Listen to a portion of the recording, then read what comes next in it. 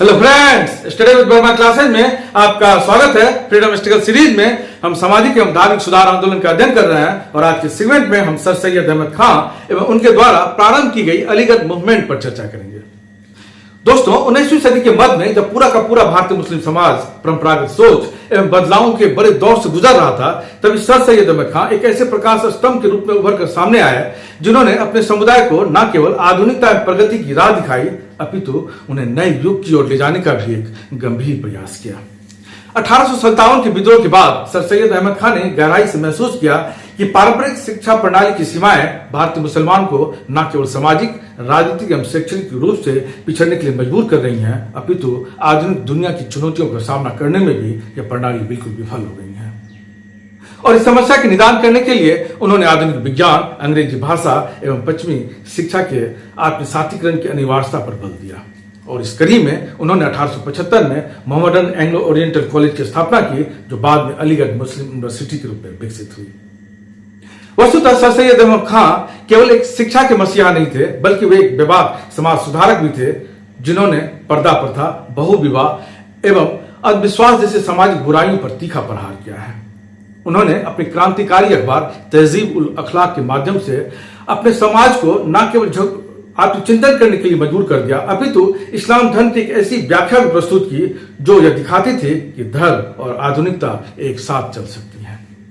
तो चलिए दोस्तों, आज के सेगमेंट में हम सर सैयद अहमद खान एवं इनके द्वारा प्रारंभ की गई अलीगढ़ आंदोलन के वैचारिक आधार एवं प्रभाव का गहराई से अध्ययन करने के साथ साथ इस तथ्य का भी अवलोकन करेंगे कि कैसे ये आंदोलन ने भारतीय मुसलमान को परंपरागत सोच से निकालकर वैज्ञानिक दृष्टिकोण एवं तर्कसंगत विचारों को अपनाने के लिए प्रेरित किया। आइए दोस्तों, सबसे पहले हम सर सैयद अहमद खान की जीवनी का अध्ययन करते हैं। इनका जन्म 1817 में हुआ था और इनकी जीवन यात्रा लगभग 81 वर्ष की रही। ये कुलीन परिवार में जन्म लिए थे और इसकी कुलीनता का अनुमान आप इस मायने में लगा सकते हैं कि इनका परिवार का संबंध मुगल राज दरबार से रहा। इतना ही नहीं, इन्हें बाद में मुगल राज दरबार में नौकरी का ऑफर भी मिला था, जिसे ये अस्वीकार कर दिए। दूसरा एक कुलीनता का अनुमान आप ऐसे भी लगा सकते हैं कि दिल्ली में पहला प्रिंटिंग प्रेस लाने का श्रेय इन्हीं के परिवार या इनके बड़े भाई को जाता है। बाद में ये ईस्ट इंडिया कंपनी में न्यायिक विभाग में नौकरी किए। 1857 के विद्रोह के समय ये बिजनौर में थे और वहां के नवाब महमूद खां इन्हें अंग्रेजों के विरुद्ध लड़ाई लड़ने के लिए बहुत बड़ा प्रलोभन भी दिया, जागीर देने का इनको ऑफर दिया था। लेकिन इनका मानना था कि अंग्रेजों के विरुद्ध लड़ाई लड़ने का ये सही वक्त नहीं है और ये पूरी कवायद को इन्होंने सरकसी ए बिजनौर किताब में, जो उर्दू भाषा में है, में कलमबद्ध करने का भी किया है। और ये काफी इंपॉर्टेंट किताब है सरकसी ए बिजनौर, जो उस वक्त अंग्रेजों के विरुद्ध बिजनौर का एक ऐतिहासिक दस्तावेज भी मुहैया कराता है। इसी क्रांति में इनकी एक विचारधारा भी पनपी और ये जीवन पर्यंत लगभग इनका ये सोच बना रहा। इनका मानना रहा कि अंग्रेजी सत्ता का विरोध अनिवार्य नहीं है या आवश्यकता नहीं है, और दूसरा कि मुस्लिम समाज की सुधार ब्रिटिश हुकूमत या अंग्रेजी सत्ता के रहते ही हो सकती है, और एक तीसरा कि आधुनिक शिक्षा के द्वारा सरकारी नौकरी लेकर ही मुस्लिम समाज आगे बढ़ सकता है। वस्तुतः सर सैयद अहमद खान अंग्रेजी हुकूमत में नौकरी करते हुए इन्होंने अंग्रेजी शिक्षा, आधुनिक विज्ञान और या पश्चिमी शिक्षा का बहुत गहराई से अध्ययन किया और काफी नजदीक से अवलोकन किया, और इस कारण ये अंग्रेजी शिक्षा के बहुत बड़े पैरोकार बन गए या अंग्रेजी हुकूमत के भी बहुत बड़े पैरोकार बन गए। इधर 1857 की क्रांति में आप देखेंगे कि हिंदू और मुस्लिम साथ साथ लड़े थे, तो अब अंग्रेजों की एक पॉलिसी बन गई, फूट डालो और राज करो, और इनको सर सैयद अहमद खान की एक्टिविटी काफी मुफीद भी लग रही थी। और इसी के कारण आप देखेंगे कि 1887 में इन इंपीरियल लेजिस्लेटिव काउंसिल का मेंबर मनोनीत किया गया। 1887 में इंपीरियल लेजिस्लेटिव काउंसिल का मेंबर नियुक्त किया गया। साथ ही 1888 में आप यहां भी लिख लें, इन्हें नाइटहुड की उपाधि दी गई, नाइटहुड की उपाधि। और नाइटहुड की उपाधि जिसे मिलती थी उन्हें ही सर की उपाधि मिल जाता था, इसी कारण इन्हें सर सैयद अहमद खान कहते हैं, सर की उपाधि। एक रोचक तथ्य यहां पर यह है कि पुरुष को सर की उपाधि मिलती थी, लेकिन महिला को डैम बोला जाता था। और ब्रिटिश हुकूमत में किसी भी महिला को नाइटहुड की उपाधि नहीं मिली, इसलिए आप कहीं भी डैम शब्द यहाँ पर नहीं देखेंगे।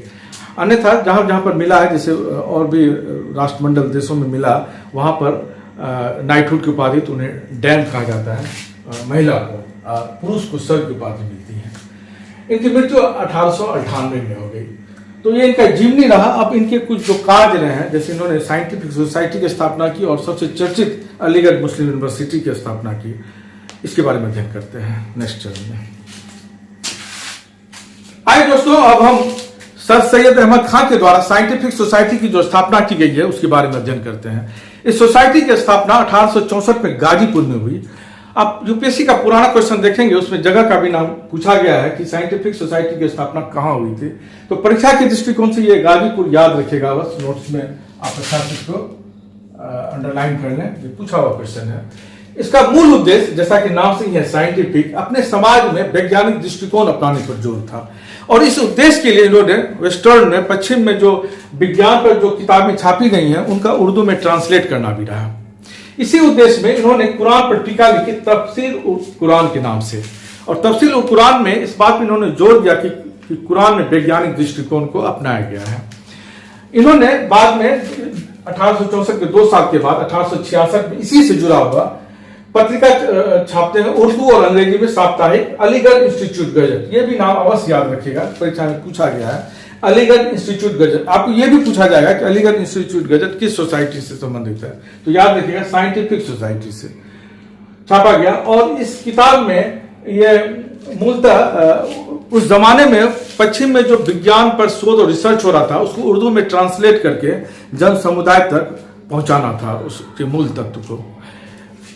कुछ 1870 में 3-4 साल के बाद 1870 में इनकी एक क्रांतिकारी पत्रिका आती है, तहजीब उल अखलाक। ये भी एक पत्रिका ही है और तहजीब उल अखलाक काफी क्रांतिकारी मानी गई क्योंकि इस पत्रिका में इन्होंने पर्दा प्रथा, बहुविवाह जैसे अंधविश्वास पर जो सामाजिक बुराइयां हैं उस पर इन्होंने काफी तीखा प्रहार किया है।